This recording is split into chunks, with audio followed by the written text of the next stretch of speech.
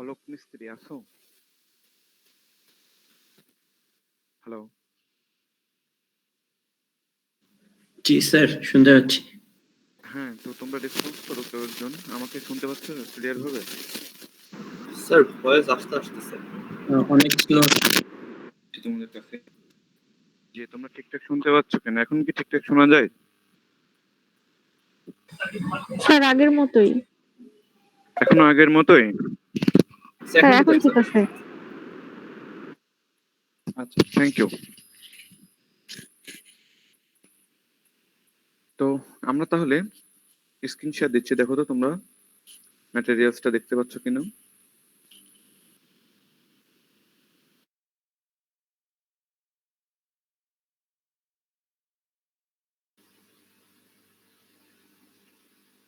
দেখো তো তোমরা দেখতে পাচ্ছ? জি স্যার। জি স্যার। আচ্ছা, তো আমরা তাহলে যেহেতু রেকর্ডিং থাকছে, হ্যাঁ, তো অলরেডি 10 মিনিটস আমরা ওয়েট করছি, আমরা রেকর্ডিংটা অন করে তাহলে শুরু করি নাকি? জি স্যার। জি স্যার। আচ্ছা, ঠিক আছে।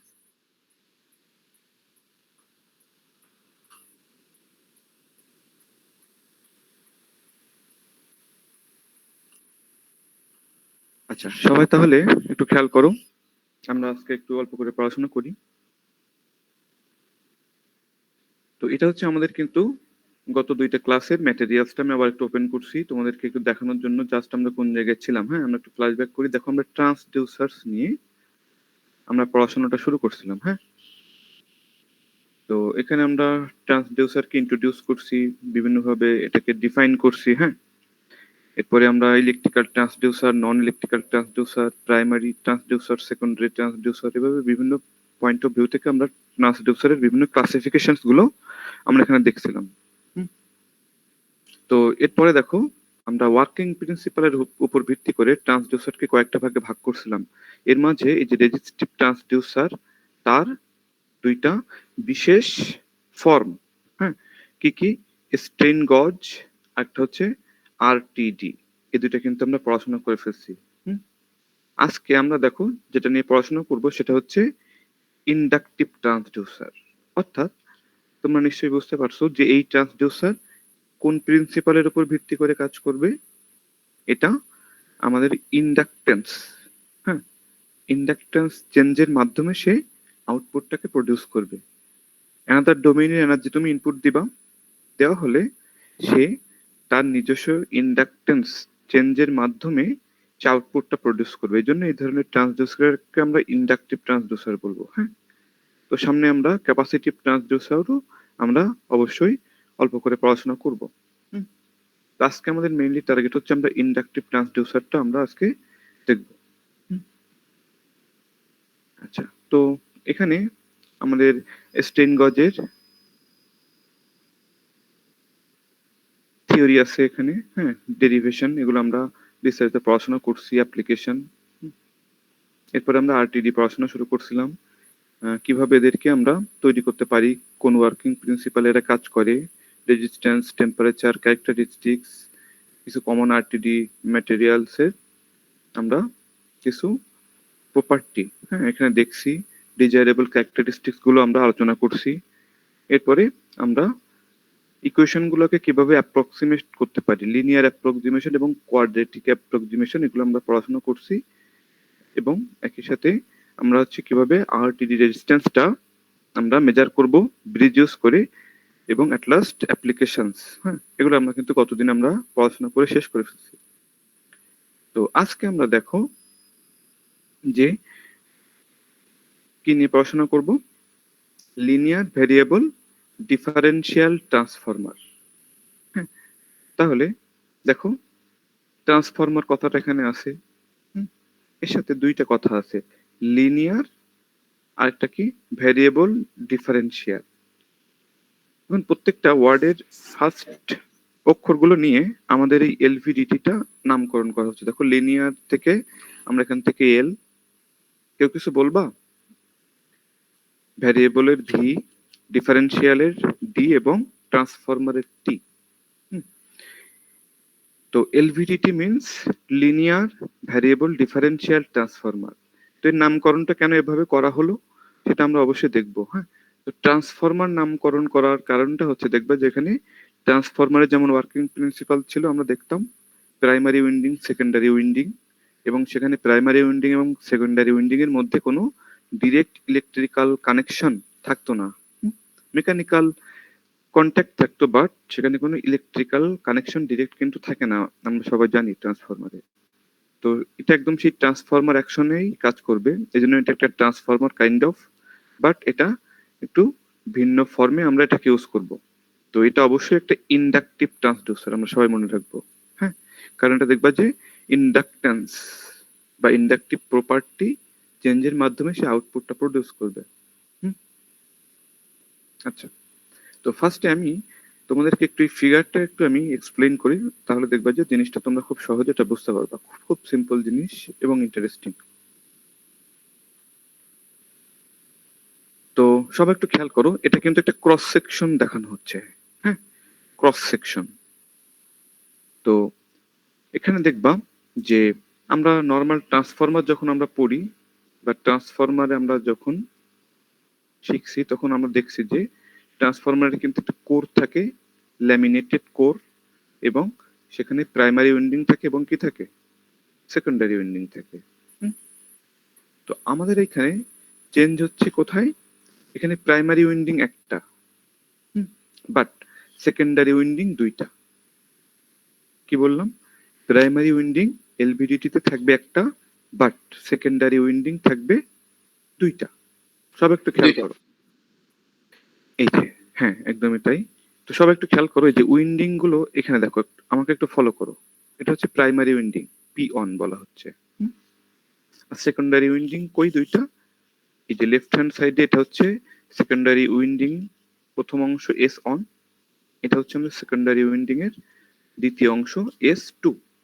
এখন এগুলো কিভাবে উইন্ডিং হতে পারে তোমাদের হয়তো মনে কনফিউশন জাগতে পারে। বলছে আগেই ক্রস সেকশন, তাহলে তোমরা একটু এভাবে কল্পনা করো তো যে এইভাবে আমাদের এখানে উইন্ডিং গুলো এভাবে আসে।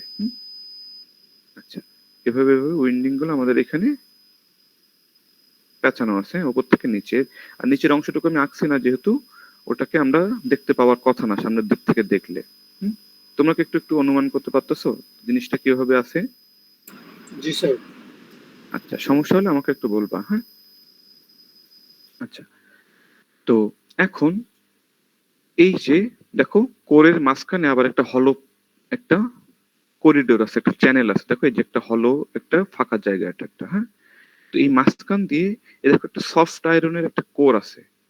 এই কোরের সাথে আবার একটা আর্ম আছে। হ্যাঁ, এই দেখো একটা আর্ম, আর এটাকে আমরা কি বলছি, সফট আয়রন কোর। আচ্ছা, তো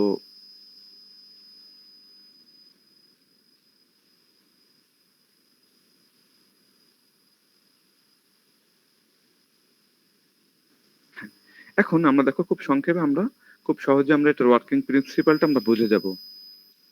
তোমরা একটু মনোযোগ দিয়ে শোনো, খুবই সিম্পল জিনিস। তাহলে দেখো এখানে আমি কি করতে পারবো, খুব ইন্টারেস্টিং একটা ব্যাপার, ডিসপ্লেসমেন্ট জাতীয়, ডিসপ্লেসমেন্ট সে ফোর্স, এই টাইপের কোনো এনার্জিকে বা কোনো সিগন্যালকে আমরা কনভার্ট করে দেখবে ইলেকট্রিক্যাল সিগন্যালে আমরা কনভার্ট করে ফেলবো।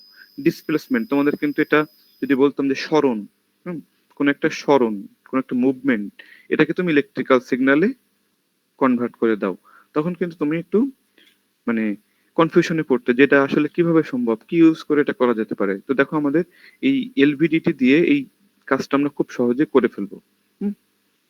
এখন এটার ওয়ার্কিং প্রিন্সিপালটা সবাই একটু খেয়াল করো। আপাতত আমরা ধরে নিচ্ছি প্রথমে যে সফট আয়রন কোরটা একেবারে ঠিক মাঝ বরাবর প্লেস করা আছে, ঠিক আছে, ডাইনে বামে কোনো ডিসপ্লেসমেন্ট অ্যাপ্লাই করা হয়নি। তাহলে আমরা একটু আমাদের প্ল্যাটফর্মে যাই, অ্যানাদার প্ল্যাটফর্মে, তাহলে আমাদের জন্য বুঝতে সুবিধা হবে। তো দেখো একটু সবাই, সাপোজ এখানে একটা ম্যাগনেটিক কোর আছে, আর এ পাশে মনে করো যে সেকেন্ডারি উইন্ডিং এর অন, এ পাশে মনে করো যে সেকেন্ডারি উইন্ডিং এর পার্ট টু। সিম্পলি বোঝানোর জন্য আমি খুব সিম্পল এভাবে আঁকাচ্ছি, তোমরা একটু জাস্ট দেখো। আচ্ছা, আর মাঝখানে কি থাকবে আমাদের? Primary winding. এটাকে পিওনও বলতে পারো, যেহেতু এটা সেকেন্ড কোনো পার্ট নেই, তো এটাকে শুধু পিও বলতে পারি আমরা। এখন দেখো তো, এইটার দুই টার্মিনালে যদি এখন আমি একটা সিগন্যাল অ্যাপ্লাই করি, তাহলে কি হবে বলো তো? এর একটা ম্যাগনেটিক ফিল্ড তৈরি হবে না? হবে কিনা? জি স্যার। এই যে এরকম করে একটা ম্যাগনেটিক ফিল্ড এখানে ডেভেলপ করবে, যে ম্যাগনেটিক ফিল্ডটা কি হবে বলতো? এই যে কোরের মধ্য দিয়ে এই দুইটা সেকেন্ডারি উইন্ডিং এও লিঙ্কাজ করবে। হ্যাঁ, এখন ট্রান্সফরমারের ওয়ার্কিং প্রিন্সিপাল তো আমরা সবাই জানি, যে এখানে একটা ডিসি তে তো কাজ করতো না এটা, কারণ ডিসি দিলে একবারই ম্যাগনেটিক ফিল্ড তৈরি হইতো, সেটার কোনো চেঞ্জিং থাকতো না। হ্যাঁ, কোনো চেঞ্জিং ম্যাগনেটিক ফিল্ড যদি না থাকে, ফাই ডিডিটি অফ ফাই এটা যদি না থাকে, তাহলে কিন্তু আমাদের সেকেন্ডারি উইন্ডিং এ কোনো ভোল্টেজ ইনডিউসড হতো না। হুম, যাই হোক, এখানে একটা varying time varying magnetic field অবশ্যই প্রডিউস হবে, তার কারণে কি হবে বলতো? এই দুইটা উইন্ডিং এও ওই ফ্লাক্সটা, ম্যাগনেটিক ফ্লাক্সটা কি হবে? চেঞ্জ হবে, এবং সেখানে rate of change of flux যদি কন্ডাক্টরে থাকে, তাহলে আমরা কি জানি? সেখানে একটা ভোল্টেজ ইনডিউসড হয়। ফ্যারাডেস ল অনুযায়ী আমরা জানি যে, দেখো এই যে এই ফর্মুলাটা আমরা একটু লিখি, induced voltage E is equal to N DDT of phi. হ্যাঁ, এন পাকের একটা কুণ্ডলিতে যদি ম্যাগনেটিক ফ্লাক্সের রেট অফ চেঞ্জটা ডিডিটি অফ ফাই হয়, তাহলে সেখানে ইনডিউসড ভোল্টেজটা আমরা এই ইকুয়েশন দিয়ে লিখতে পারি। এখানে একটা মাইনাস থাকে, কারণ হচ্ছে আমাদের ইনডিউসড ভোল্টেজটা এমন ভাবে ইনডিউসড হয় যাতে করে সে ওই যে লেনজের ল, মনে আছে তোমাদের? লেনজের ল কি ছিল, কেউ একটু বলো তো? লেনজের সূত্র কি ছিল, মনে আছে?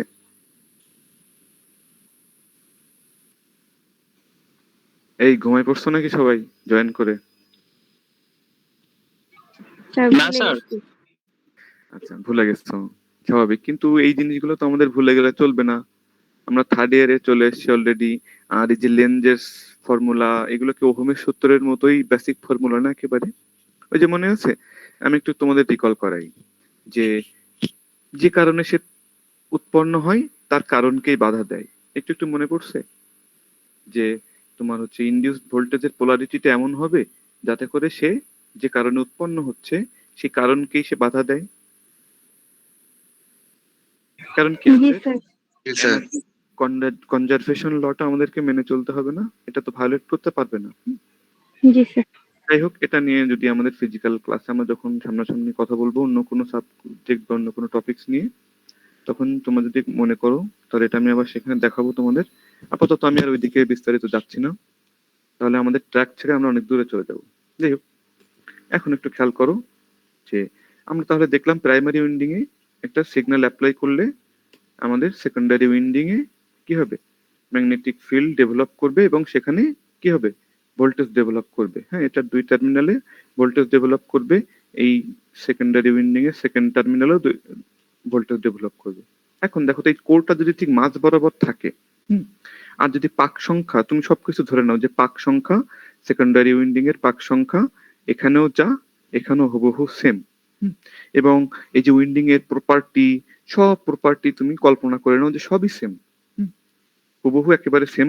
দুইটা কন্ডাক্টর বা দুইটা কয়েলকে তৈরি করা বা উইন্ডিং কে তৈরি করা অবশ্যই টাফ, নিয়ারলি ইম্পসিবল, বাট আপাতত তুমি ধরে নাও যে আইডেন্টিক্যাল তারা, এস অন এবং এস টু, হুবহু তারা দুইজনই আইডেন্টিক্যাল, একেবারে সেম। তাহলে কি হবে বলতো? এইখানকার ভোল্টেজ ই অন আর ই টু, এদের কি আলাদা না হয়ে কোনো উপায় আছে বলতো? সরি, একই না হয়ে কোনো উপায় আছে? না স্যার। একই হবে না ই অন এবং ই টু? জি স্যার। হবে কিনা? একদমই হবে। এইবার একটু খেয়াল করো, এই এটা বলছি যে এটাকে আমরা বলছি নাল পজিশন, অর্থাৎ একদম মাঝ বরাবর প্লেস করা থাকবে। এবার তুমি ডিসপ্লেসমেন্ট অ্যাপ্লাই করতে পারো, হয় এক্স অ্যাক্সিস এর পজিটিভ দিক বরাবর অথবা নেগেটিভ দিক বরাবর। হুম, এখন তুমি একটু কল্পনা করো, যদি এটাকে আমি রাইট হ্যান্ড সাইড অর্থাৎ এক্স অ্যাক্সিস এর পজিটিভ অক্ষ বরাবর কিছুটা মুভ করাতাম, তাহলে কি হতো বলতো? এস টু তে কিন্তু এই যে এস টুর মাঝখানে কিন্তু কোর থাকতো প্লেস হয়ে, বাট এস অন এর মাঝখানে, এস অন উইন্ডিং এর মাঝখানে এখানে কোরটা কি আগের মতো থাকতো এখানে? বলো। না স্যার। কোরের কারণ কি, কোরটা তো আর লম্বা হবে না, তুমি এটাকে দিকে সরিয়ে নিলে কি হবে? এর ভাগে কম পড়ে যাবে না? যাবে কিনা? জি স্যার। জি স্যার। জি স্যার। তাহলে সহজে আমরা তখন এটাকে এইভাবে দেখতাম যে সাপোজ এই কোরটা তখন এইদিকে সরে গেছে কিছুটা। তো তাহলে কি অবস্থা হইতো বলতো? তখন ই অন বড় হইতো নাকি ই টু বড় হইতো? একটু কল্পনা করে বলো তো তোমরা। স্যার একটু বড় তো। ই টু বড় হতো অবশ্যই। কারণ কি, আমাদের ম্যাগনেটিক সার্কিটে আমরা কি জানি বাধাকে, আমরা তোমাদেরকে অনেকবারই বলছি যে ম্যাগনেটিক সার্কিটের বাধাকে কি বলে বলো তো?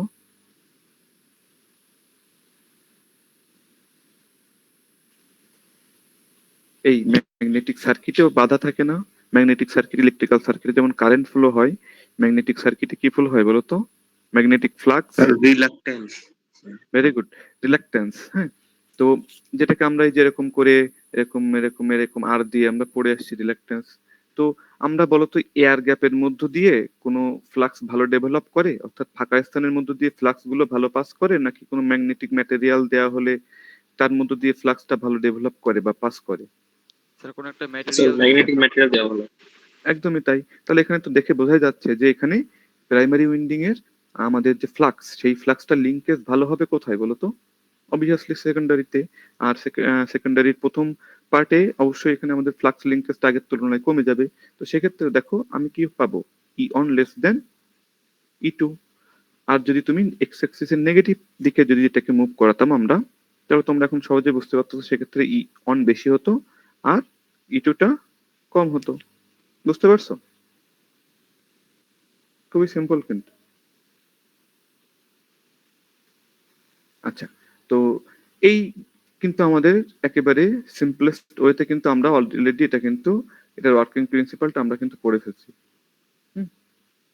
এটার মধ্যে যে ডেসক্রিপটিভ কথাগুলো লেখা আছে, এইগুলাই দেখো আমি এই মাত্র তোমাদেরকে সহজ ভাষায় একটু বোঝানোর চেষ্টা করলাম। হুম? এখন এই দুইটা ফিগারও আমাদেরকে একটু দেখতে হবে। এই লেফট হ্যান্ড সাইডের এই ফিগারটা নতুন কোনো ফিগার না, এইটা আমরা এই মাত্র দেখলাম না? দেখো তো চেনা চেনা লাগে? ক্রস সেকশনাল ভিউটা দেখানো হচ্ছে, হ্যাঁ, প্রস্থচ্ছেদ করে। তো এটা দেখো সেই আর্ম আছে, হ্যাঁ, আর এই এক্স অ্যাক্সিস এর পজিটিভ নেগেটিভ বরাবর এই ডিসপ্লেসমেন্টটা হতে পারে। আচ্ছা, তোমরা দেখতে পাচ্ছ তো আমার পয়েন্টার বাই যে লেখাগুলো দেখতে পাচ্ছ না? জি স্যার। আচ্ছা, তো এখানে দেখো এই যে এই হচ্ছে সেকেন্ডারি উইন্ডিং। এই যে এভাবে এভাবে পেঁচানো থাকবে। হুম, আর এখানে সেকেন্ডারি উইন্ডিং এর আরেক পার্ট এভাবে এভাবে পেঁচানো থাকবে। আর এই যে মাঝখানে কি থাকবে আমাদের? Primary winding. এই আর এই মাঝখান দিয়ে সফট আয়রন কোরের এই যে আর্ম, এই এটা এভাবে ডিসপ্লেসমেন্ট হতে পারে, এটা ডাইনে বাইরে। তো এখানে দেখো টাইটেল কি দেওয়া আছে? লিনিয়ার ভেরিয়েবল ডিফারেন্সিয়াল ট্রান্সফরমার, এলভিডিটির ক্রস সেকশনাল এরিয়া। ক্রস সেকশনটা এখানে দেখানো হচ্ছে। আচ্ছা, এবার দেখো এই সার্কিট ডায়াগ্রামটা আমরা একটু আমাদেরকে দেখা লাগবে, কারণ ই অন আর ই টু কে কম্বাইন করে আমরা একটা সিঙ্গেল আউটপুট এখান থেকে পেতে চাই। তো তার জন্য আমাদেরকে তাহলে কি করতে হবে? কিভাবে কানেকশন দিতে হবে একটু খেয়াল করো সবাই। দেখো এটাকে সিম্পলেস্ট ওয়েতে কিভাবে আঁকানো হচ্ছে, হ্যাঁ, সবাই একটু খেয়াল করো। এসি এক্সাইটেশন, এটাকে আমরা কি বলছি? এসি এক্সাইটেশন, অর্থাৎ এটা সে আমাদের ইনপুট এক্সাইটেশন আর ইনপুট ভোল্টেজ বা সিগন্যাল যাই বলো। এই যে এই হচ্ছে আমাদের প্রাইমারি উইন্ডিং। সবাই খেয়াল করো। আর এই পাশে এই দুইটা কি বলো তাহলে? খুব সহজেই তোমরা এখন বলতে পারার কথা, এই দুইটা কি? সেকেন্ডারি। সেকেন্ডারি উইন্ডিং এর দুইটা পার্ট, এস ওয়ান আর এস টু। এবার দেখো আমরা ভোল্টেজের পোলারিটি কিন্তু এইভাবে ডিক্লেয়ার করছি। দেখো এটা কি? ই ই হচ্ছে কি? ইনডিউসড ভোল্টেজ এস অন, তার মানে সেকেন্ডারির অন এ ইনডিউসড ভোল্টেজ। এটাকে আমরা কিভাবে লিখবো তাহলে? ES two. এটার পোলারিটিও সেম ডিরেকশনে।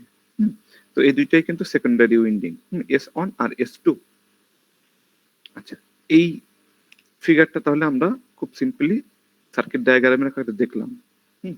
এইবার তোমাদেরকে একটা কোশ্চেন করি আমি। মনে করো যে পোলারিটি দেওয়া মানে কি? এটা মনে করো এই পাশটা মাইনাস এ পাশ প্লাস, এইটারও এ পাশ মাইনাস এ পাশ প্লাস। এখন আমি ডিফারেন্স আকারে আউটপুটটা পেতে চাই। হ্যাঁ, ই অন আর ই টু এর ডিফারেন্স আকারে আমি কি করতে চাই? আউটপুটটা পেতে চাই। মাইনাস দিই নাই, কারণ কে বড় হবে কে ছোট হবে এটা আমি এখন জানি না। সে ই ওয়ান আর ই টু এর ডিফারেন্স আকারে আমরা আউটপুটটা পেতে চাই। তাহলে কানেকশনটা কিভাবে হবে? আমি দুইটা অপশন দিচ্ছি, তোমরা বলবা, হ্যাঁ, যে সে এই দুইটাকে একসাথে কম্বাইন করে দিলাম, দিয়ে এই দুইটা থেকে আউটপুট নিব। সবাই ভালোভাবে খেয়াল করো, এটাকে আমরা বললাম কেস এ। এটাকে কি বললাম আমরা? কেস এ। সবাই একটু খেয়াল করো, প্লাস টার্মিনালের সাথে এটার মাইনাস টার্মিনাল কম্বাইন করছি কিন্তু। এবার এটাকে আমি একটু মুছে দিয়ে কেস বিটা আমি কিভাবে এখানে লিখছি সবাই একটু খেয়াল করবা। আচ্ছা, এবার আমরা কানেকশনটা কিভাবে মেক করব, যে সাপোজ এই যে মাইনাসটাকে আমরা এক্সটেন্ড করলাম, করে প্লাসটাকে কিন্তু এখানে ডিরেক্ট কানেক্ট করবো না, প্লাসের সাথে প্লাস এখানে কানেক্ট করবো, করে এখান থেকে টার্মিনালটা বের করব, আর মাইনাস মাইনাস কানেকশনটা বের করে এখান থেকে কানেকশন বের করে এই দুইটা টার্মিনাল থেকে এখন বলবো এটাই হচ্ছে আমাদের আউটপুট, ই আউটপুট। এটা হচ্ছে আমরা বললাম কেস বি। তো এই যে ডিফারেন্সিয়াল ফর্মে অর্থাৎ বিয়োগফল আকারে আউটপুটটা পেতে তুমি কোন কানেকশনটাকে সঠিক বলে মনে করো বলো তো একটু, এ নাকি বি? B sir. আচ্ছা, বাকিটা? স্যার আমার স্যার মনে হচ্ছে যে একটাও না স্যার, কারণ এই ক্ষেত্রে স্যার এই দ্বিতীয় ক্ষেত্রে তো স্যার হচ্ছে কারেন্টটা স্যার বৃদ্ধি পাবে আর স্যার ভোল্টেজটা স্যার সেম থাকবে।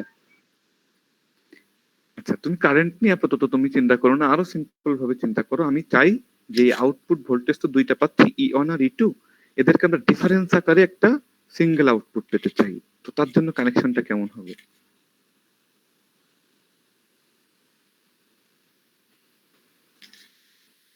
এই আমার কোশ্চেনটা কি বুঝতে পারছো?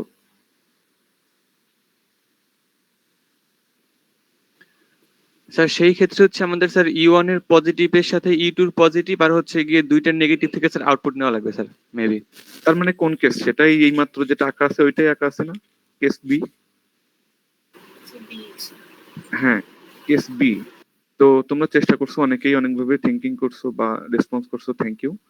তো একদমই তাই, আমরা হচ্ছে কেস বি, দ্বিতীয় ক্ষেত্রে যেটা আমরা ড্র করছি বা এই মাত্র যেটা আমি এই যে এখন ইরেজ করে ফেলছি, এইটাই কিন্তু আমাদের ডিফারেন্সিয়াল কানেকশন। কারণ কি বলতো, তোমাদেরকে একটা সিম্পল জিনিস বললে তোমরা এটা এই জিনিস নিয়ে আর কখনো কনফিউজড হবে না। দেখো, সাপোজ আমরা যখন ব্যাটারিকে আমরা যখন ব্যাটারি বলবো না, আমরা একটা সেল বলি, আমরা সেলগুলোকে যখন আমরা একাধিক সেল ব্যবহার করি ভোল্টেজ বাড়ানোর জন্য, তখন আমরা কি করি বলতো? একটা Series পজিটিভের এ সাথে connect করি। নেগেটিভ না, সিরিজ কানেকশনটা কেমন হয়? একটা পজিটিভের সাথে নেগেটিভ না, এভাবে কানেকশন করলে এই ভোল্টেজ গুলো কি হয়? অ্যাডিটিভ হয়ে যায় না? অ্যাড হয়। অ্যাড জি, হয়। এবং যদি তুমি যদি এরকম করে দাও তখনই কিন্তু এটা ডিফারেন্সিয়াল ফর্মে থাকবে। হ্যাঁ, এই যে দেখো, এইভাবে যদি তুমি এটাকে কানেকশন মেক করতে, অর্থাৎ প্লাসের সাথে প্লাস, হুম, এভাবে যদি তুমি কানেক্ট করো মাইনাসের সাথে মাইনাস, প্লাসের সাথে প্লাস, তখন কিন্তু কি হতো? এটা বিয়োগ হতো, ভোল্টেজটা ডিফারেন্স আকারে আসতো। হুম, তো তাহলে আমার মনে হয় যে পরের ফিগারের যে কানেকশনটা দেয়া আছে তোমরা এখন এটা ধরতে পারছো। স্যার একটা প্রশ্ন ছিল স্যার। অবশ্যই। স্যার প্লাসের সাথে প্লাস এবং স্যার মাইনাসের সঙ্গে মাইনাস লাগানো স্যার, এটা তো স্যার প্যারালাল কানেকশন হলো না স্যার? হ্যাঁ, প্যারালাল কানেকশন হলো, কোনো সমস্যা নাই তো। প্যারালাল কানেকশন তো স্যার ভোল্টেজ স্যার কমার কথা না স্যার, ভোল্টেজ তো স্যার ফিক্স থাকার কথা। এই ভালো করে দেখো, প্যারালাল কানেকশন কি আদৌ হচ্ছে? এখানে একটু দেখো তো, এই যে আমরা এই মাত্র যে তোমাকে ব্যাটারির মতো দেখাইলাম না, এই যে ঠিক এরকম কাজটাই আমরা করছি না, যে দুইটা ভোল্টেজ সোর্স, এই দুইটা উইন্ডিং কে তুমি দুইটা ভোল্টেজ সোর্স আকারে কল্পনা করো। স্যার ব্যাটারিটা স্যার ঠিক আছে কিন্তু হ্যাঁ, তো তুমি এটাকে একটা ব্যাটারি হিসেবে দেখো, কারণ দেখো এই যে এটা তো ব্যাটারির যেমন দুইটা টার্মিনাল থাকে, একটা মাইনাস টার্মিনাল একটা প্লাস টার্মিনাল, এখানেও তাই না? এই একটা মাইনাস একটা প্লাস। আমি শুধু চাচ্ছি আমার টার্গেট যে এই দুইটা ভোল্টেজকে আমরা ডিফারেন্সিয়াল ফর্ম, চারটা টার্মিনাল আছে টোটাল, এইখান থেকে আমি কম্বাইন করে কি চাই? আউটপুট ভোল্টেজ একটা সিঙ্গেল আউটপুট ভোল্টেজে আমরা এটাকে পেতে চাই। তাহলে উপায় কি বলতো? অবশ্যই তোমার প্লাসের সাথে প্লাস এবং মাইনাসের সাথে মাইনাস কম্বাইন করবা, করে সেই দুইটা প্লাস থেকে একটা, দুইটা মাইনাস থেকে একটা, তখন এই দুই টার্মিনাল থেকে যে ভোল্টেজটা আমরা পাবো সেটা হচ্ছে কি আমাদের আউটপুট ভোল্টেজ, এবং সেটা কিন্তু ডিফারেন্স আকারে আসবে, তখন বিয়োগফল আকারে আসবে। আর তুমি যদি মাইনাসের সাথে প্লাস এভাবে কানেকশন দিয়ে দুইটা দুইটা করে কানেকশন দিয়ে তুমি যদি একটা বা এক জোড়া আউটপুট নিয়ে আসতে, সেক্ষেত্রে কিন্তু অলওয়েজ ই ওয়ান আর ই টু এর প্লাস আকারে যোগফল আকারে তুমি আউটপুটটা পেতে, টোটাল আউটপুটটা। ঠিক আছে? তো তোমরা আবার একটু আরো একটু চিন্তা ভাবনা করো, এগুলো নিয়ে একটু বসো, এরপরে যদি কনফিউজড হও আমাকে বলবা, আমি আবার একটু অন্য অ্যাঙ্গেলে বিভিন্ন ভাবে অ্যানাদার এক্সাম্পল দিয়ে তোমাদেরকে এটা আমি বোঝানোর চেষ্টা করবো। তবে এটা নিয়ে তোমাদের ঝামেলায় পড়ার কথা না, কারণ এটা খুব সিম্পল জিনিস, একটু দেখো। আচ্ছা, তাহলে দেখো ডিফারেন্সিয়াল নামটা কেন আছে। দেখো তুমি যখন এক্সাক্ট ভ্যালু না নিয়ে, হ্যাঁ, দুই বা ততোধিক কোনো ভ্যালুয়ের ডিফারেন্স আকারে তুমি আউটপুটটা প্রডিউস করো, তাকে আমরা কি বলি? ডিফারেন্সিয়াল। যেমন তোমরা হচ্ছে ডিফারেন্সিয়াল অ্যাম্পলিফায়ার পড়ে আসছো না তোমরা? অপ্যাম্প দিয়ে ডিফারেন্সিয়াল অ্যাম্পলিফায়ার সার্কিট তোমরা ডিজাইন করছিলে না? অপ্যাম্প অপারেশনাল অ্যাম্পলিফায়ার মনে জি পড়ে? স্যার। তো সেখানে কি হতো বলতো? দুইটা টার্মিনালে যদি আমরা সেম ইনপুট দিতাম তাহলে আউটপুট 0 হতো। দুইটা টার্মিনালের ইনপুট টার্মিনালে যে ভোল্টেজ সিগন্যাল তুমি দিবা তাদের ডিফারেন্সটুকু অ্যাম্পলিফাই করতো সেই অ্যাম্পলিফায়ার, মনে আছে?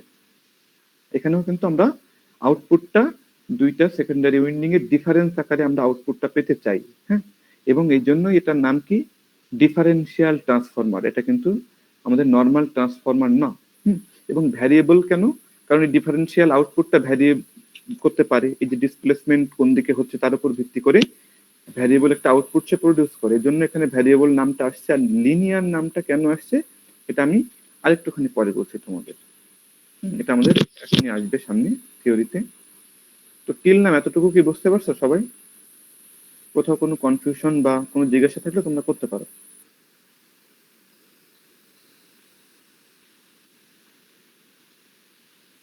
আচ্ছা, তাহলে মৌনতা সম্মতির লক্ষণ আমি ধরে নিলাম, যা আপাতত আমাদের কোথাও কারো সমস্যা নেই।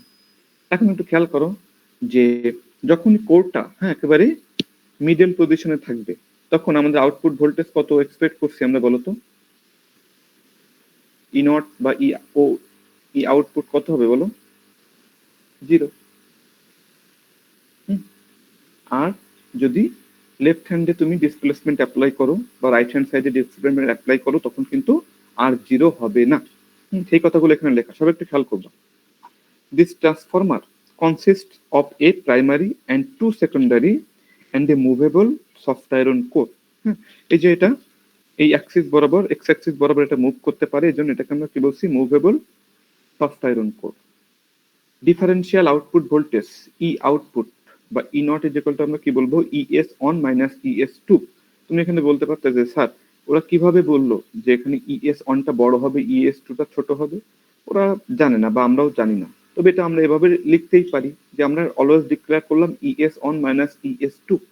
এখন যদি আউটপুট পজিটিভ পাই, ই আউটপুট পজিটিভ পাই, তাহলে আমরা বলবো যে ইএস অন বড় ছিল ইএস টু ছোট ছিল। আর আউটপুট যদি নেগেটিভ পাই তখন এটা যদি আমরা কনসিডার করি তখন অবশ্যই বুঝবো আমাদের সেকেন্ডারি 2 এর ভোল্টেজ বেশি ছিল আর সেকেন্ডারি 1 এর ভোল্টেজটা কম ছিল।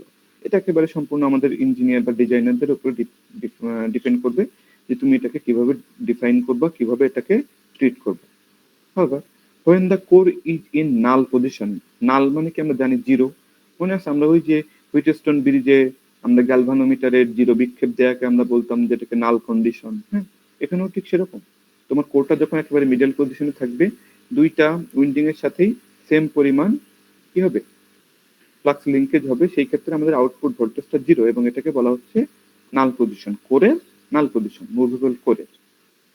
আচ্ছা, এরপরে দেখো when a core is moved left or right, হ্যাঁ, P naught is no more 0। অবশ্যই আউটপুট ভোল্টেজ কিন্তু তখন আর 0 হবে না। এটাই কিন্তু আমাদের ডিফারেন্সিয়াল যে ট্রান্সফরমার এলভিডিটি সেটা ওয়ার্কিং প্রিন্সিপাল। দেখো খুব সংক্ষেপে মাত্র 3-4টা লাইনে এখানে সামারি করে দেওয়া আছে। আর আমি তোমাদেরকে এখানকার এই যে ডেসক্রিপশন, এই যে টেক্সট, এগুলো কিন্তু আমি আর বিস্তারিত তোমাদেরকে পড়ে পড়ে আর শোনাই নাই। তোমরা কিন্তু নিজেরা অবশ্যই বই বের করে পড়বা। এখানে তো খুব সংক্ষেপে আনা আছে।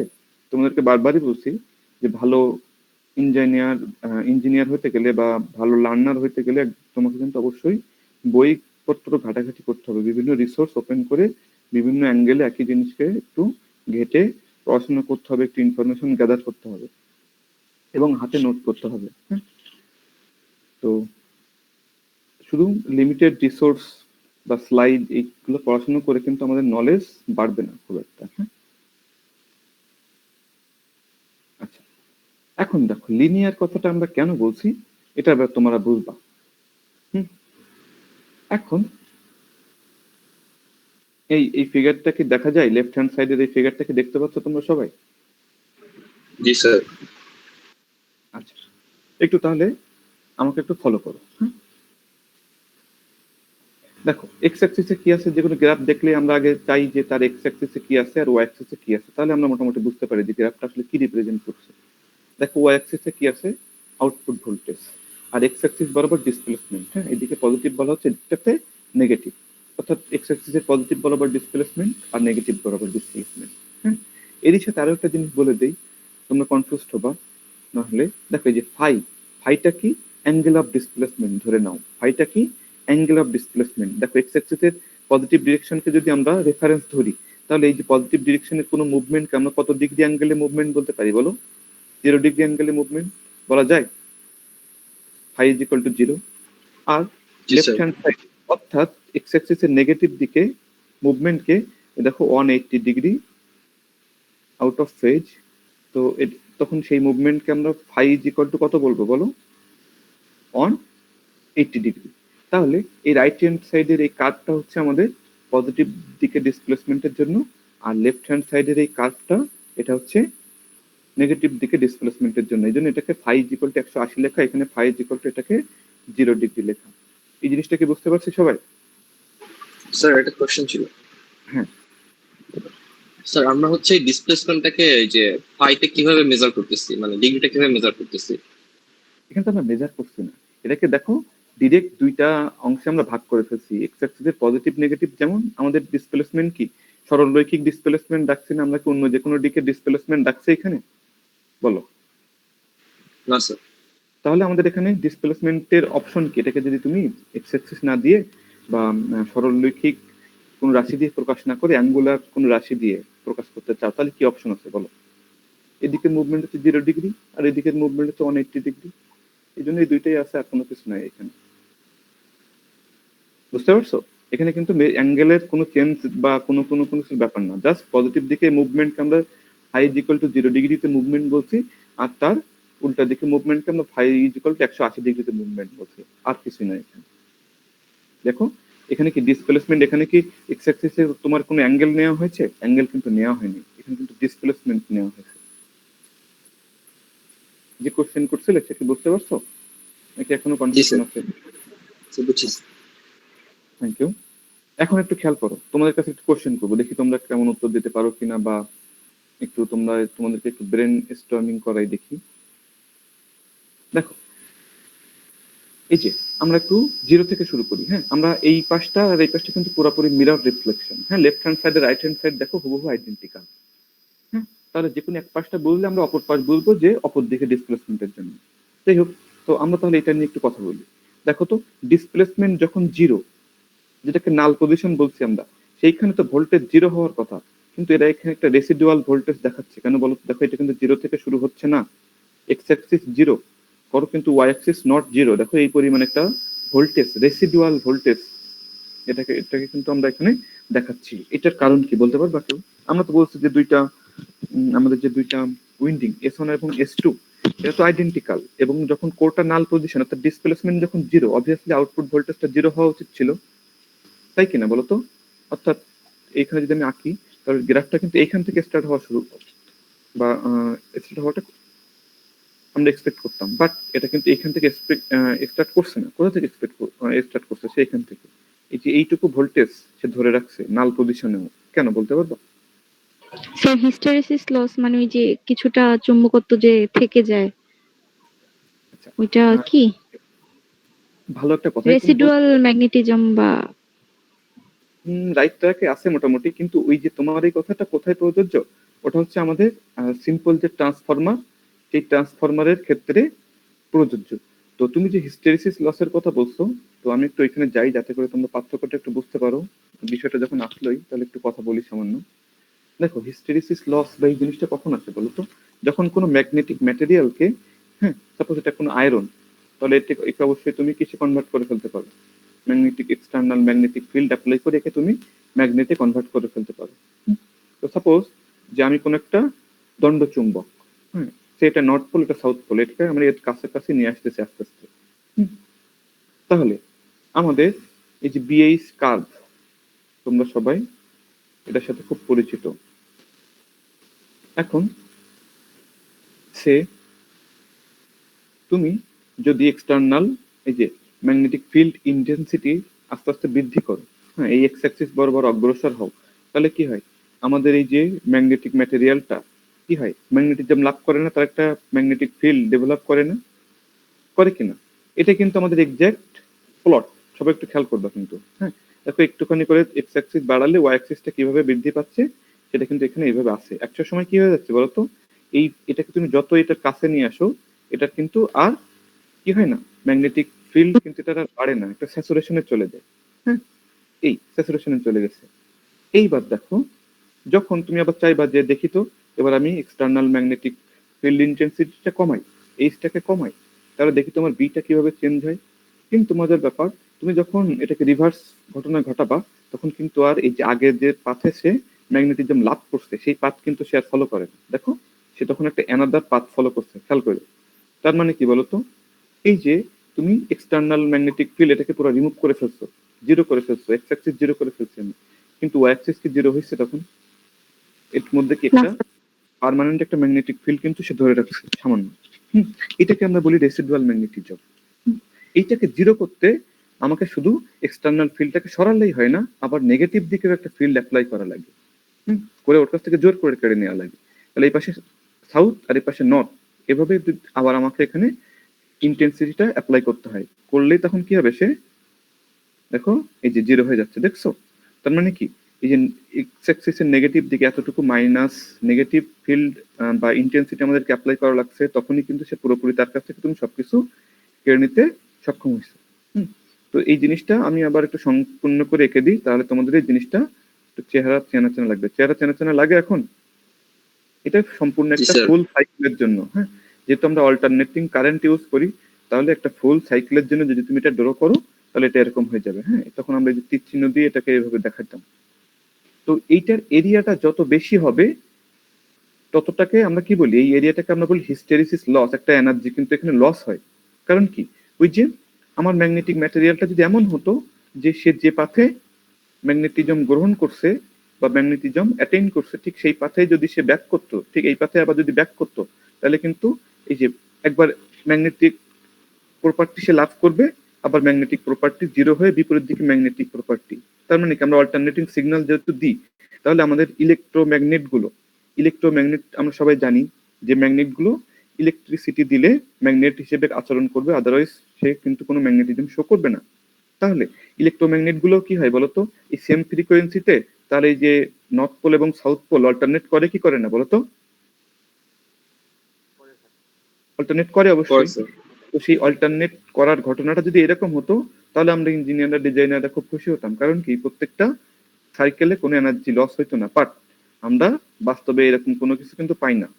কিছু না কিছু ম্যাগনেটিজম সে ধরে রাখে। তো এই এরিয়াটা, এই যে হিস্টেরিসিস লুপ বলি আমরা, এটাকে একটা লুপ ফর্ম করছে, দেখো একটা ক্লোজড এরিয়া, এই লুপের এরিয়াটা যতটা কম হবে, সেটাকে আমরা ততটা ভালো প্রপার্টি বলি। কোন ধরনের অ্যাপ্লিকেশনের জন্য? এই যে ইলেকট্রোম্যাগনেটিক টাইপের অ্যাপ্লিকেশনের জন্য। তো আবার কি, এটা কি খারাপ? এটা কি লাগবে না? অবশ্যই লাগবে। যেখানে এমন প্রয়োজন যে আমাদের হিস্টেরিসিস লসটা আমাদের সেখানে নেসেসিটি, এখানে আমরা এটাকে ব্যবহার করব। তো এই যেখানে এরিয়া বেশি, তাদেরকে আমরা কি বলি? Soft material, soft magnetic material. একটা হচ্ছে হার্ড। কোনটাকে সফট বলবা আর কোনটাকে হার্ড বলবা বলো তো? এরিয়া যেখানে বেশি সেটাকে সফট বলবা, নাকি যেটা একটু কম সেটাকে সফট বলবা? এ আর বি নাম দিই, তাহলে তোমার জন্য সুবিধা হবে। এটা বেশি স্যার। বেশিটাকে কি বলবা, সফট বলবা নাকি সফট আর হার্ড বলবা? যে কোনটা স্যার হার্ড। এই ধরে নাও এটার এরিয়া বেশি, যেখানে এরিয়া বেশি সেটাকে আমরা হার্ড বলি, আর যেখানে এরিয়া কম সেটাকে আমরা সফট বলি। তো এই যে ট্রান্সফরমারের কোর, এখানে আমরা দেখছো মনে আছে তোমাদের, সফট আয়রনের কোর বলতাম আমরা। তো ওখানে কেন সফট আয়রন কোর নিতাম আমরা? কারণ ওটা হিস্টেরিসিস লুপটা খুবই কম এরিয়া, কম হয়। হ্যাঁ, ওখানে প্রত্যেকটা সাইকেলে আমাদের এনার্জির ডিসিপেশনটা খুব কম হয়, হ্যাঁ। আর যত বেশি তুমি বেশি এরিয়ার ম্যাটেরিয়াল চুজ করবা হিস্টেরিসিস লুপ, সেটা কিন্তু ওই ম্যাগনেটিজম সহজে ছাড়তে চাইবে না। হিস্টেরিসিস কথাটার অর্থ কি বলতো? আলসেমি, সহজ কথায়, হ্যাঁ, ঔদাসীন্য। যেমন আমাদের মানুষের মধ্যে কিন্তু হিস্টেরিসিস আছে, তাই না? আমরা কোনো কিছু নেওয়ার সময় যতটা ইজিলি নিই, সেটা ব্যাক দেওয়ার সময় কি ঠিক ওই পরিমাণ সেন্সিটিভিটি কেন শো করি নাকি বলতো? ব্যাক দেওয়ার সময় কি আমরা কি একটু গড়িমসি করি না? এটা কিন্তু হিস্টেরিসিস। সেই জায়গা থেকে এই কথাগুলো আসছে। যাই হোক, এখন আমাদের টেক্সটে কিন্তু এই জিনিসটা ঠিক এই ফর্মে না। আমাদের এইখানে এই রেসিডুয়াল ভোল্টেজটা হ্যাঁ, এখানে কিন্তু এই যে ম্যাগনেটিজমটা সে ধরে রাখে, সেটাকে কিন্তু আমরা রেসিডুয়াল ম্যাগনেটিজম বলি বা হিস্টেরিসিস বলি। যে আমাদের এই টেক্সটে এটার কারণটা হচ্ছে, তোমাদেরকে প্রথমে আমি বলছিলাম যে দেখো, তোমরা বলবা যে স্যার এই যে দুইটা উইন্ডিং আপনি যতই ট্রাই করেন কেন, এই দুইটা উইন্ডিং কে পাক সংখ্যা হয় আমি সেম রাখলাম, বাট অ্যানাদার সব প্রপার্টি হুবহু সেম। এটা কি 100% দুইটাকে একদম হুবহু জেরক্স কপি করাটা কি পসিবল? না। তাহলে কি হবে, এই ইএস অন আর ইএস টুটা নাল কোরটা নাল পজিশনে থাকলেও এদের মধ্যে খুব সামান্য একটা ভোল্টেজ ডিফারেন্স থাকতে পারে, যার কারণে আমাদের কোরটা নাল পজিশনে থাকা অবস্থায়ও আউটপুট ভোল্টেজটা একেবারে জিরো হয় না। হ্যাঁ, খুব সামান্য একটা ভ্যালু সে ধরে রাখে। এটাকে আমরা এখানে দেখো, এই জন্য এখানে এইভাবে দেখাচ্ছি, হ্যাঁ, যে জিরো থেকে সে শুরু হচ্ছে না। এটাকে আমরা এই জন্য বলছি রেসিডুয়াল ভোল্টেজ। একটু একটু বুঝতে পারছো? জি স্যার। এটা হচ্ছে মেইন কথা। আর রাইট হ্যান্ডের ফিগারটা তাহলে নতুন কিছুই না, যে এই জায়গাটাতে একটা রেসিডুয়াল ভোল্টেজ আছে সেইটা বোঝানোর জন্য দেখো আমাদেরকে এই জায়গাটা একটু বড় করে দেখানো হচ্ছে, এনলার্জ করে। কি লেখা আছে এখানে দেখো, এনলার্জমেন্ট অফ হ্যাস্ট পর্শন।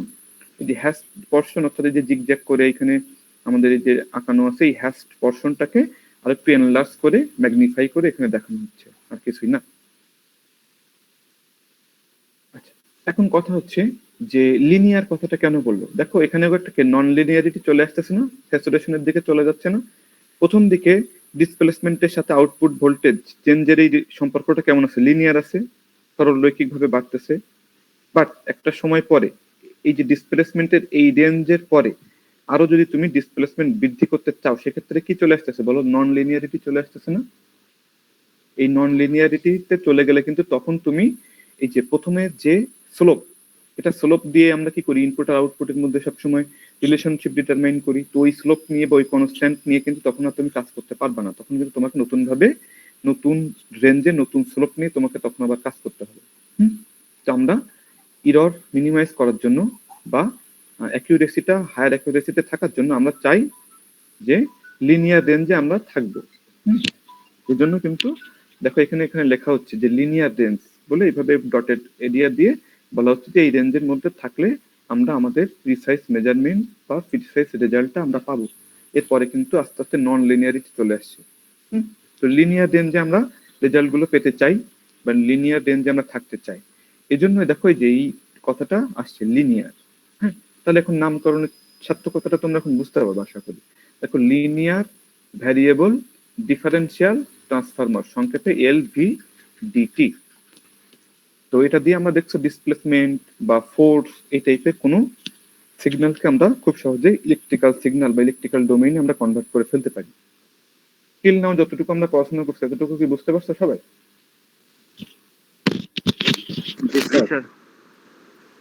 আচ্ছা, থ্যাংক ইউ। এখন দেখো, অলওয়েজ তোমাদেরকে আমি প্রথম থেকেই বলছি বারবার করে যে তোমরা বিভিন্ন ধরনের ম্যাটেরিয়ালস ঘাটাঘাটি করবা, একটু বিভিন্ন ধরনের সোর্স থেকে পড়াশোনা করার চেষ্টা করবা। তো সবাইকে এখানে একটু আমি দৃষ্টি আকর্ষণ করছি, দেখো read text book for details description. এখানে কিন্তু খুব সংক্ষেপে জিনিসগুলো আনা আছে, আমি তোমাদের কি পয়েন্টস গুলো বলে দিচ্ছি। বইতে তোমরা দেখবা যে আমি যে কথাগুলোই বলছি ওই কথাগুলোই বলা আছে, কিন্তু আরো দেখবে যে অ্যাডিটিভ কিছু ইনফরমেশন বিভিন্ন অ্যাঙ্গেল এখানে লেখা আছে, আমাদের নলেজটা এখান থেকে বাড়বে। তো দেখো, এই course in electrical and electronic measurement and instrument একে সায়নের এই যে বই, এটা তোমাদেরকে আমি সফট ভার্সনটাও দিয়েছি, তোমাদেরকে বলছি এটা কালেক্ট করতে। এটা চ্যাপ্টার 25 থেকে আমরা কিন্তু এই অংশগুলো এখন পড়ছি। তো সবাই একটু বই বের করে বই থেকেও পড়বা। তো এলভিডিটির অ্যাডভান্টেজ ডিসঅ্যাডভান্টেজ এটা আমি আর তোমাদের হাতে ধরে এখান থেকে দেখাবো না, তোমরা প্রত্যেকটা পয়েন্ট বুঝে বুঝে এখান থেকে পড়বা। যদি এখান থেকে দেখে মনে হয় যে না খুব শর্টে লেখা আছে, এটা একটু ব্রড ডিসক্রিপশন আমাদের দরকার, তখন তোমরা একটু বই বের করে সেখান থেকে দেখার চেষ্টা করবা। আর যদি না বুঝতে পারো আমাকে বলবা, আমি সেই পয়েন্টটা ধরে তোমাদেরকে আবার বুঝিয়ে দেবো আশা করি। আচ্ছা, এটা একটু তোমাদের ঝাপসা দেখা যাচ্ছে, তো আমি একটু জুম আউট করি, তোমরা এটা যখন তোমরা নিজেদের ম্যাটেরিয়ালস নিয়ে বোর্ড বা নিজেদের পিসিতে বা অন্য কোনো প্ল্যাটফর্মে, তখন আশা করি খুব একটা সমস্যা হবে না। যদি সমস্যা হয় তোমরা একটু বই বের করে নিয়ে বসবা ডিরেক্ট। এটা কিন্তু একটা এলভিডিটি রিলেটেড একটা ম্যাথমেটিক্স। তো এটা আমি খুব সংক্ষেপে তোমাদেরকে একটু বলে দিচ্ছি, একটু বুঝে নেওয়ার চেষ্টা করো। খুব সিম্পল ম্যাথমেটিক্স বাট ইন্টারেস্টিং।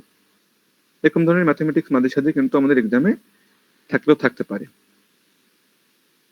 তো আমি সবসময় তোমাদেরকে বলছি যে আমরা সবসময় প্রবলেমের স্টেটমেন্টটা আমরা একটু আগে বোঝার চেষ্টা করবো, এরপরে আমরা সলিউশন পরে। আগে হচ্ছে আমাদের প্রবলেমটা আমাদেরকে 100% বুঝতে হবে। তো সবাই একটু ফলো করো আমাকে, আমি পড়ছি, তোমরা একটু শোনো এবং একটু এখান থেকে দেখার চেষ্টা করো।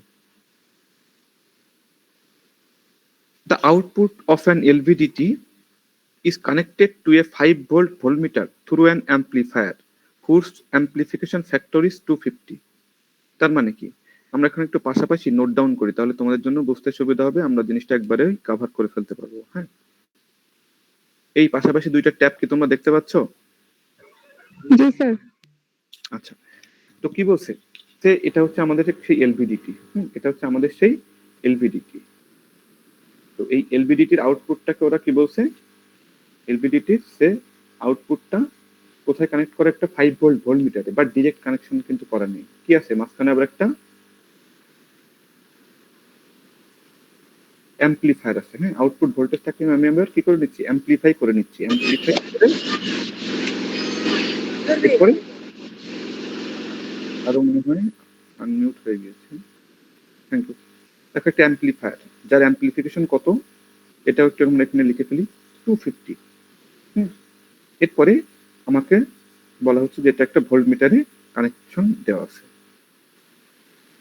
ঠিক আছে, ভালোভাবে একটু বোঝার চেষ্টা করবো। কিন্তু এটা হচ্ছে আমাদের সেই ভোল্টমিটার, সংক্ষেপে আমরা লিখে রাখলাম। ওকে, আর এটা হচ্ছে আমাদের সেই এল ভি ডিটি। আচ্ছা, এরপরে ইনফরমেশন কি বলছে দেখি। An output of 2 millivolt appears across the terminal of LVDT. Okay, তাহলে আমরা একটু কালার চেঞ্জ করি। এইখানে 2 মিলিভোল্টের আউটপুট পাচ্ছি আমরা, হ্যাঁ, এলভিডিটির আউটপুটে।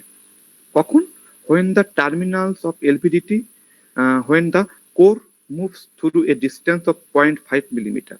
তাহলে কোরের ডিসপ্লেসমেন্ট কতটুকুর জন্য আমরা এই আউটপুট ভোল্টেজটা পাচ্ছি বলো? 0.5 মিলিমিটার। আচ্ছা, কি বলছে এবার দেখি আমরা। Calculate the sensitivity of the LVDT and that of the whole setup. তাহলে ফার্স্ট আমাদেরকে কি বললো, এলভিডিটি সেন্সিটিভিটি। হ্যাঁ, এলভিডিটি এর সেন্সিটিভিটি বের করতে বলছে। এরপরে কি, হোল সেটআপের সেন্সিটিভিটি, মানে কি পুরা এই যে টোটাল এই যে সিস্টেমটাকে একটা ইউনিট হিসেবে বিবেচনা করে টোটাল সিস্টেমের বা সেটআপের সেন্সিটিভিটি। এটা হচ্ছে আমাদের সেকেন্ড কোশ্চেন। আচ্ছা, এরপরে আরেকটা কোশ্চেন কিন্তু আছে। কি বলছে যে দ্য মিলি ভোল্ট মিটার বা ভোল্ট মিটার যাই বলো, স্কেল হ্যাজ 100 ডিভিশন। তাহলে এই যে আমাদের এই যে ভোল্ট মিটারের কয়টা ডিভিশন আছে বলো? এর স্কেলকে কয়টা ভাগে ভাগ করা, 1 2 করে এভাবে কয়টা ভাগে ভাগ করা, 1 2 এরকম ভাবে টোটাল এখানে ডিভিশন কয়টা স্কেলে? 100 স্যার। 100 ডিভিশন। আচ্ছা, the scale can be read to 1/5 of a division. এটার মানে কি বলতো, এই প্রত্যেকটা ভাগের আবার সূক্ষ্ম ভাগ নেওয়া যায়। প্রত্যেকটা ভাগের আবার কতটুকু সূক্ষ্ম পার্ট নেওয়া যায়? 1/5। তার মানে কি 1/5 প্রত্যেকটা মেইন ডিভিশনকে আবার কয়টা ভাগে ভাগ করা, সবাই একটু বলো। এখানে কি এটা দেখতে পাচ্ছ? আমি খুব ছোট হয়ে যাচ্ছে দেখি। এটা দেখছি না আমরা, যেমন আমাদের যে স্কেল গুলো আমরা ইউজ করি এগুলোতে দেখছো সেন্টিমিটার বা ইঞ্চে মেইন ভাগ করা থাকে, সেগুলোকে আবার ছোট ছোট ভাগ করা থাকে। এই ডেটা কিন্তু আমি চেঞ্জ করে দিব, এগুলো কিন্তু হুবহু এভাবে থাকবে না, মুখস্থ করলেও কিন্তু তোমরা পারবা না। এই জন্য কিন্তু আমি ছবি আঁকিয়ে এগুলোকে একবারে বেসিক ক্লিয়ার করে তোমাদেরকে সিস্টেম বা থিঙ্কিং করা শেখাচ্ছি। তো এগুলো যেন যে কোনো ভাবে ঘুরিয়ে ফিরিয়ে দিলে যেন আমরা পারি।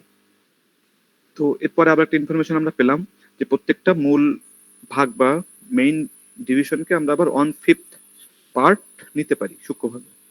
এই জন্য বলছে দেখো, the scale can be read to 1/5 of a division. আচ্ছা, এরপরে ওরা বলছে calculate the resolution of the instrument in millimetre.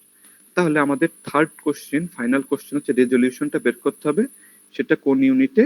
মিলিমিটারে।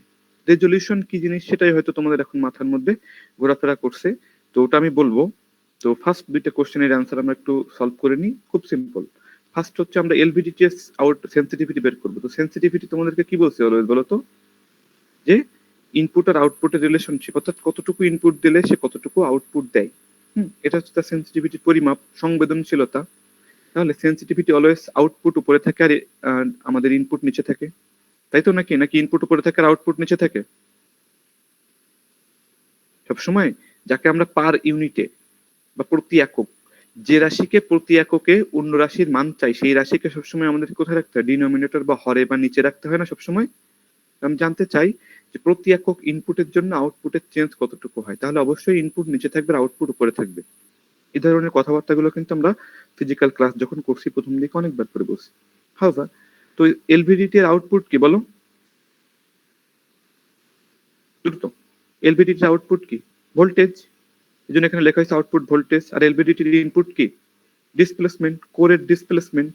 এই জন্য নিচে ইনপুটের জায়গায় লেখা হয়েছে আউটপুট ভোল্টেজ বাই ডিসপ্লেসমেন্ট। তাহলে আমরা ইনফরমেশন তো জানি, দেখো 2 মিলিভোল্ট, এই জন্য 2 × 10⁻³ এসআই এককে কনভার্ট করা হচ্ছে ভোল্ট। আর ইনপুট কত? 0.5 মিলিমিটার। এটাকে কিন্তু আমি আর এসআই এককে নিয়ে যাই নাই, কারণ এককটা লিখছি কিভাবে দেখছো? ভোল্ট পার মিলিমিটার। তুমি যদি এটাকেও মিটারে কনভার্ট করতে, তখন যে ভ্যালু আমরা পেতাম সেটা কোন ইউনিটে পেতাম? ভোল্ট পার মিটারে পেতাম। আর কোনো কিছু? না স্যার। আচ্ছা, তো এটাকে দেখো আরো সুন্দরভাবে দেখানোর জন্য -10⁻³ মানে তো মিলি। এই জন্য আমরা এটাকে কিভাবে রাখছি দেখো, ছোট স্কেল গুলাকে বা ছোট ভ্যালুকে ছোট ইউনিটে প্রকাশ করতে হয়, তাহলে পূর্ণ সংখ্যায় মানগুলো পাই আমরা, দেখতে ভালো লাগে। দেখো তো আমি যদি বলতাম 0.001 কেজি, এটাকে কেমন দেখতে লাগে? বা এটাকে যদি আমরা তখন বলতাম যে 1 গ্রাম, দেখতে কেমন লাগে? তো কিলোগ্রামে, এই এত ছোট ভ্যালুকে কিলোগ্রামে এক্সপ্রেস করার থেকে ছোট ভ্যালুকে গ্রামে এক্সপ্রেস করাটা আরো বেশি কনভেনিয়েন্ট, দেখতে ভালো লাগবে, বা আমরা এটাকে ইউজ করতে পারবো, সংরক্ষণ করতে পারবো বেটার ওয়েতে।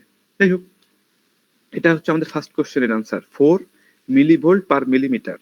দেখছো ইউনিট দেখেও কিন্তু বোঝা যায়। তার মানে কি ইনফরমেশন দিচ্ছে? ওই এলভিডিটিটা প্রতি 1 মিলিমিটার, তুমি কোরকে প্রতি 1 মিলিমিটার মুভমেন্ট ঘটাবা ডাইনে অথবা বামে, সে আউটপুটে কত ভোল্ট করে জেনারেট করবে? 4 মিলিভোল্ট। তুমি যদি 2 মিলিমিটার ডিসপ্লেসমেন্ট ঘটাও কোরের, তাহলে তুমি কত ভোল্ট আউটপুট পাবা বলো? 8 মিলি। ওই যে আমরা 1 কেজি চালের দাম জানলে 10 কেজি চালের দাম, 100 কেজি চালের দাম, 1 কুইন্টাল চালের দাম আমরা খুব সহজে ফাইন্ড আউট করে ফেলতে পারি। এই জন্য আমরা যে কোনো একটা কনস্ট্যান্ট ভ্যালু আমরা ডিটারমাইন করে রাখতে পারলে আমরা সেখান থেকে কি করতে পারি? সেখান থেকে আমরা অ্যানাদার যে কোনো ইনফরমেশন আমরা এখান থেকে ডিরাইভ করে নিতে পারি। আচ্ছা, এরপর সেকেন্ড কোশ্চেন কি? সেটআপের সেন্সিটিভিটি।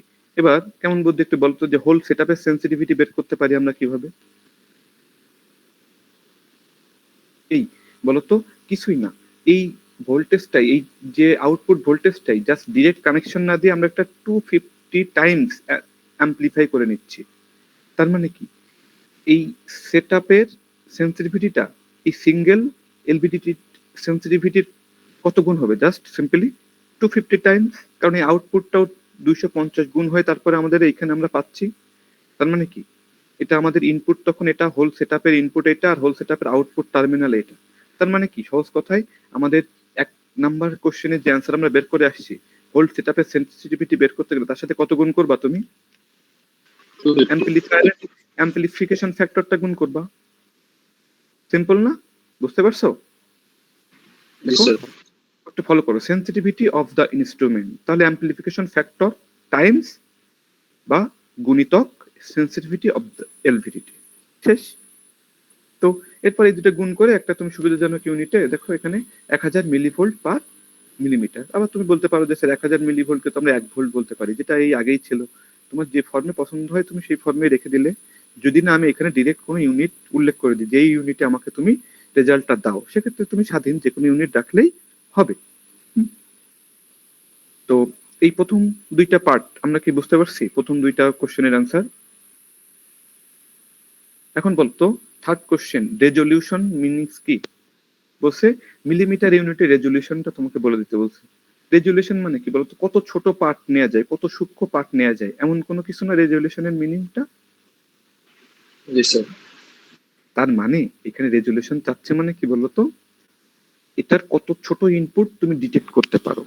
কোনো একটা ডিভাইস কি জন্য ইউজ করি, হয় সেটাতে আমরা কোনো ইনপুট দিই আউটপুট পাই, এটা আমরা মেজার করতে চাই, বা কোনো ইনপুট দিয়ে আউটপুটটা মেজার করে ইনপুটটা কত ছিল এটা সম্পর্কে আমরা আইডিয়া করতে চাই। তো সব আউটপুটটা আর ইনপুটটা হ্যাঁ কিভাবে রিলেটেড এটার উপর ভিত্তি করে আমাদের একটা লিমিটেশন আছে না, যে সর্বনিম্ন এত ছোট ইনপুট আমি এখান থেকে ডিটেক্ট করতে পারবো, এর থেকে ছোট ইনপুট দিলে সেটাকে আমি আর করতে পারবো না, বলো প্রিসাইসলি ডিটেক্ট করতে পারবো না। তো এটাই হচ্ছে আমাদের রেজলিউশন। তো আমাদের এখানে রেজুলেশনটা ওরা চাচ্ছে কোন এককে, মিলিমিটার এককে, অর্থাৎ সর্বনিম্ন কতটুকু ডিসপ্লেসমেন্টকে তুমি সেন্স করতে পারবা। যে ডিসপ্লেসমেন্ট যদি এর থেকে ছোট হয় দেন কি হবে না বলো, কোনো আউটপুট প্রডিউস হবে না, সিগনিফিক্যান্ট কোনো আউটপুট প্রডিউস হবে না, বা সেটাকে আমরা ডিটেক্ট করতে পারবো না। এই রেজলিউশনের কনসেপ্টটা কি বুঝতে পারছো তোমরা একটু একটু? জি স্যার। জি স্যার। আর কোনো কোশ্চেন থাকলে বলতে পারো রেজলিউশন সম্পর্কিত।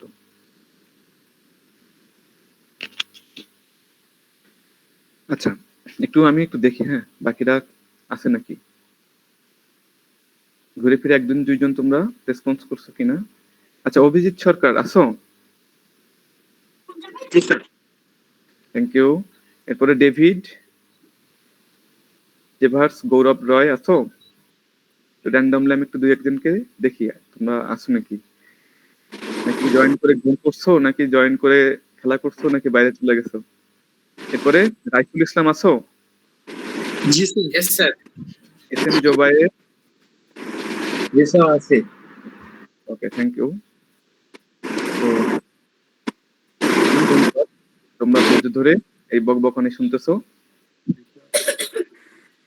আচ্ছা তো এবার বলো রেজলিউশন কিভাবে ডিটারমাইন, বলো তো এই যে অ্যাম্পলিফিকেশন ফ্যাক্টর এগুলো সব কনসিডার করে তুমি এই যে সর্বনিম্ন কতটুকু, কারণ কি খেয়াল করো সবাই একটু, এই এই স্কেলের এই যে প্রত্যেকটা 100 ডিভিশন, এই 100 ডিভিশনকে, আচ্ছা আমি একটু এই ভোল্টমিটারের এই জায়গাটা একটু বড় করে একটু আবার একটু আঁকি তো, দেখো তো এই যে সে এই 100 ডিভিশন, এভাবে এভাবে কয়টা ডিভিশন টোটাল, সে 100 ডিভিশন।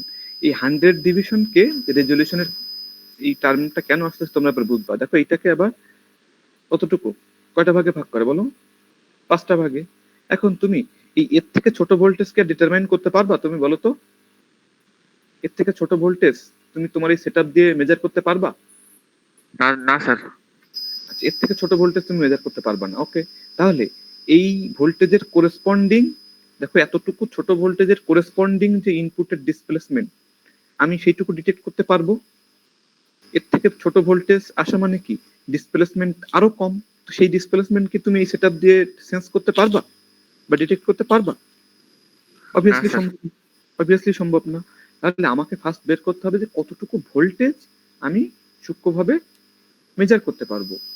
এরপরে তোমার কাজ কি ওই ভোল্টেজের ইকুইভ্যালেন্ট ডিসপ্লেসমেন্ট, অর্থাৎ সেই ইনপুট ভোল্টেজটাকে তোমাকে তখন কি করতে হবে, আউটপুট ভোল্টেজটাকে তখন তোমাকে ইনপুট ডিসপ্লেসমেন্টে কনভার্ট করতে হবে। তখন তুমি বলতে পারবে যে এইটুকু মিলিমিটার ডিস্টেন্স হচ্ছে আমার রেজুলেশন, বা এতটুকু ডিস্টেন্স আমরা কি করতে পারবো, মেজার করতে পারবো। এর থেকে ছোট কোনো ডিসপ্লেসমেন্ট আসলে সেটাকে আমরা ডিটেক্ট করতে পারবো না ভালোভাবে, কারণ ওর থেকে ছোট ডিসপ্লেসমেন্ট আসলে যে ভোল্টেজটা এখানে অ্যাপেয়ার হবে সেই ভোল্টেজটা কিন্তু তোমার সর্বনিম্ন যে এখানে দাগাঙ্কিত করা আছে তার থেকেও ছোট, তুমি কিন্তু এই ভোল্টেজটাই সঠিকভাবে মেজার করতে পারবা না প্রিসাইসলি, তাহলে তো ইনপুট ডিটেক্ট করতে পারার কোনো প্রশ্নই আসে না।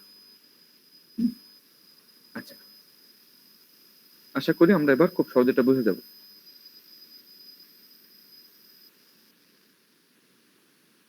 তবে একটু দেখো ফার্স্ট কি করছে, তাহলে অন এটা বলছে আমাদের রেঞ্জ কত ছিল আমাদের এই ডিভাইসটার বা আমাদের এই ভোল্টমিটারের রেঞ্জ কত বলতো, 5 ভোল্ট। এগুলো কিন্তু আমি চেঞ্জ করে দিতে পারি, অবশ্যই চেঞ্জ হবে এগুলা। তো 5 ভোল্ট যদি আমাদের টোটাল রেঞ্জ হয় তাহলে প্রধান এক ঘরের ভাগে কতটুকু করে পড়তেছে সেটা করার জন্য আমি কি করবো বলতো? টোটাল 5 ভোল্ট ম্যাপিং করা 100 ভাগ দিয়ে। তাহলে 1 স্কেল ডিভিশন মানে কি? 5 ভোল্ট ডিভাইডেড 100, কারণ 100 ভাগ আমি যদি বলতাম 250 ভাগ 500 ভাগ, সেক্ষেত্রে কিন্তু তোমাকে তখন সেটা দিয়ে ভাগ করতে হতো। তাহলে 1 মেইন স্কেল ডিভিশন সমান কত পেলাম আমরা এখানে? 5 ভোল্টকে 100 দিয়ে ভাগ করে 50 মিলিভোল্ট। এটাকে আবার কি করবো বলতো? এই 50 মিলিভোল্টের আবার 5 ভাগের 1 ভাগ, তুমি কি এই যে প্রত্যেকটা এক ঘরের ভাগে কতটুকু করে করতেছে সেটা আমরা বের করে ফেলছি 50 মিলিভোল্ট। এরপরে বলতো যে কতটুকু সূক্ষ্ম পার্ট আমরা নিতে পারবো? এই 50 মিলিভোল্টের আবার 1/5 আমরা রিড করতে পারি। এটাকে আমি চেঞ্জ করে দেবো, কিন্তু 1/10 দিয়ে দিতে পারি, 120 দিতে পারি। তো এই যে প্রত্যেকটা মেইন ডিভিশনের আবার 1/5 আমরা প্রিসাইসলি মেজার করতে পারি। তাহলে সর্বনিম্ন ডিটেক্টেবল ভোল্টেজ কত সেটা বের করার জন্য কি করবো বলো? এই 50কে আবার কত দিয়ে ভাগ করব? 5 দিয়ে ভাগ করব, অথবা 1/5 দিয়ে গুণ করব। এই জন্য দেখো খুব সুন্দর একটা ল্যাঙ্গুয়েজ লিখছে ওরা, minimum voltage that can be read on the voltmeter. তাহলে ভোল্টমিটার দিয়ে সর্বনিম্ন কতটুকু ভোল্টেজ আমরা রিড করতে পারবো? তাহলে ওই 50কে আবার দেখো 1/5 দিয়ে আমরা এখানে গুণ করছি, বা 5 দিয়ে সহজ কথায় 50 মিলিভোল্টকে ভাগ করছি। পেলাম কত? 10 মিলিভোল্ট। তুমি তোমার এই ভোল্টমিটার দিয়ে কি করতে পারো?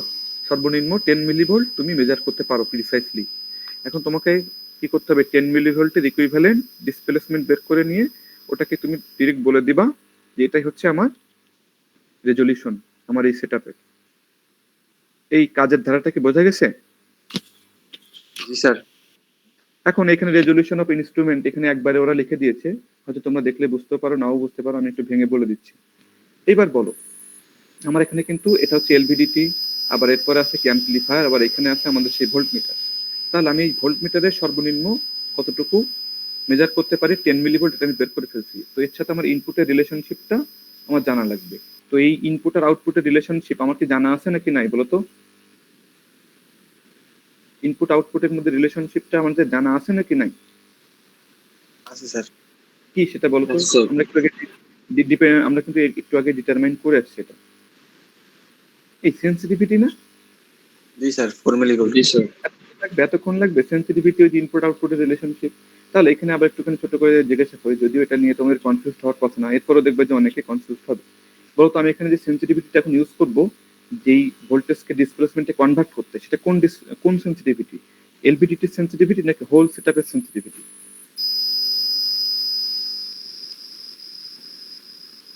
Sir LVDT. বাকিরা? একজন বলছে এলভিডিটি, শুধু এলভিডিটি সেন্সিটিভিটিটা আমরা ইউজ করব। বাকিরা? হোল সেটআপের sensitivity or only LVDT sensitivity বলো।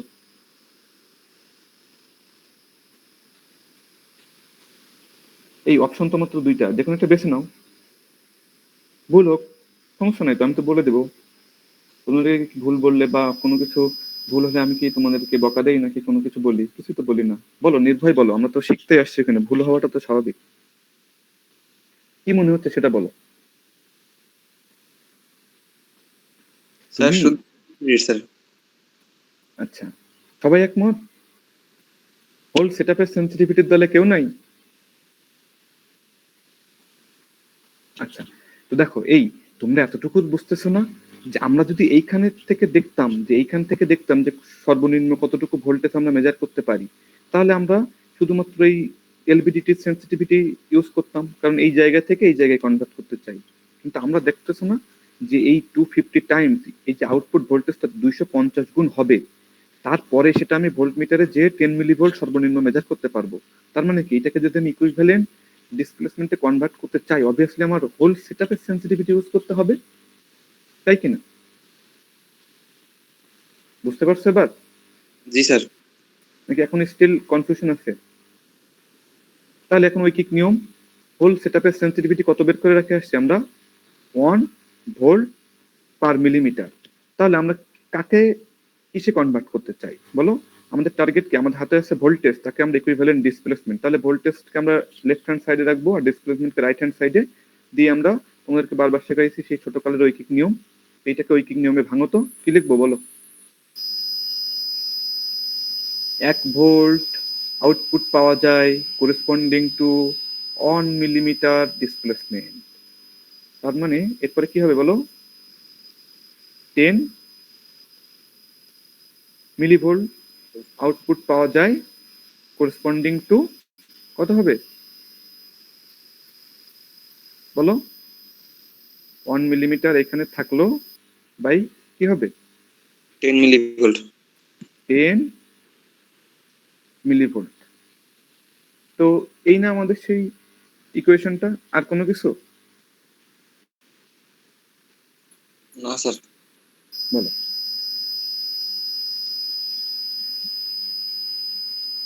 আচ্ছা, তো এটা একটু আরেকবার আমরা দেখি যে আমাদের সেন্সিটিভিটি এখানে কত বের করে রেখে এসেছি আমরা, 1 ভোল্ট পার মিলিমিটার।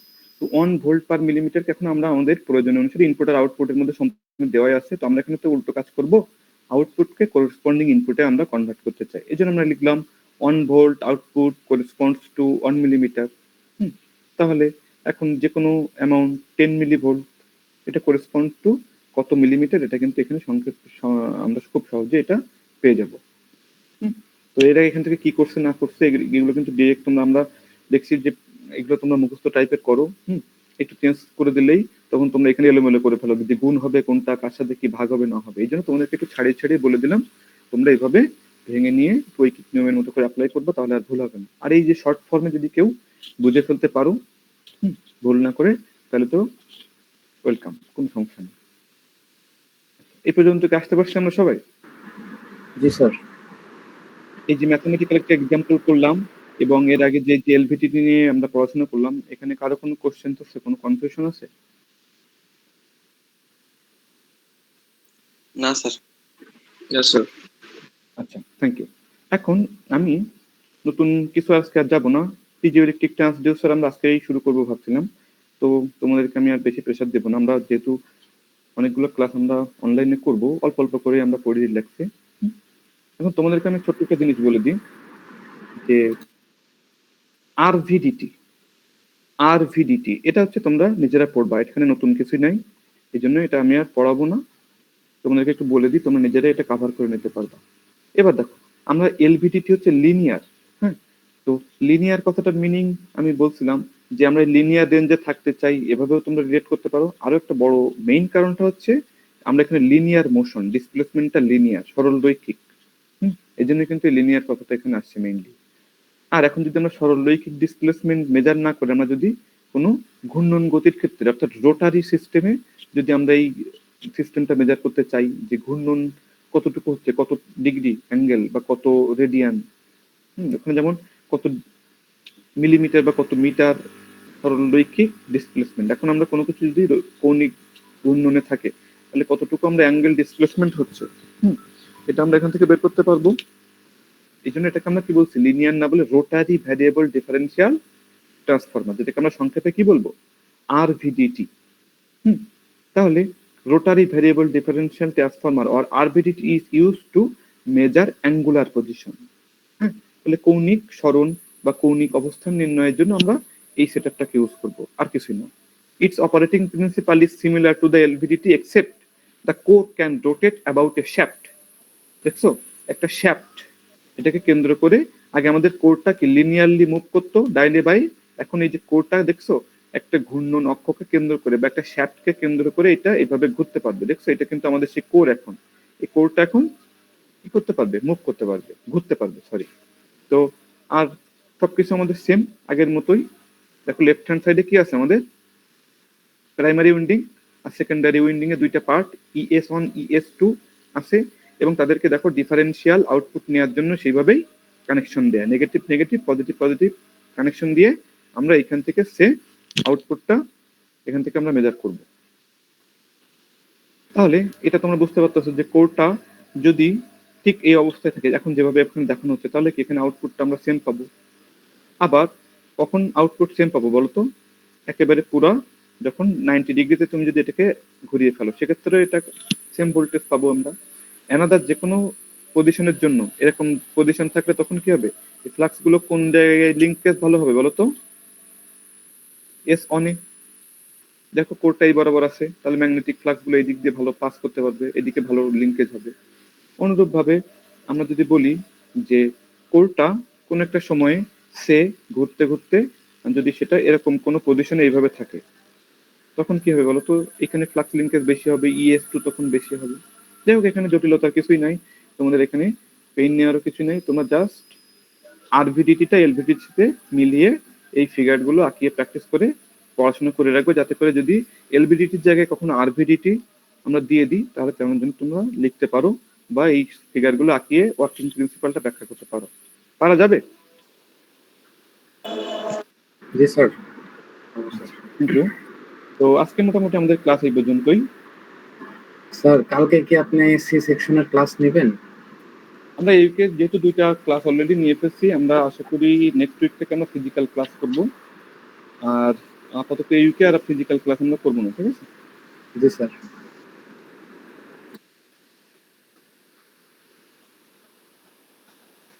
আচ্ছা, তো তোমরা লিভ নাও। হ্যাঁ, আমি আজকে অ্যাটেন্ডেন্স দিয়ে দিচ্ছি সবাইকেই।